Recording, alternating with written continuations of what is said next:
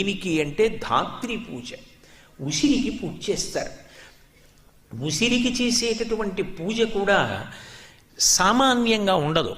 కార్తీక మాసంలో ఉసిరి చెట్టుకు చేయవలసినటువంటి పూజ యొక్క కల్పాన్ని ప్రత్యేకంగా ధర్మసింధు లాంటి గ్రంథాలు మనకి తెలియచేసాయి.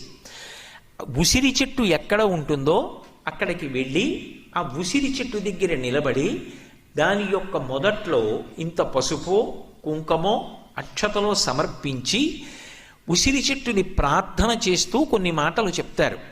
ఇక్కడ మీరు ఒక విషయం గమనించాలి. యజుర్వేదంలో కూడా రుద్రాధ్యాయంలో ఒక మాట అంటారు, నమో వృక్షేభ్యో హరికేశాయోపవీతినే పుష్టానాం పతయే నమో నమో అంటారు.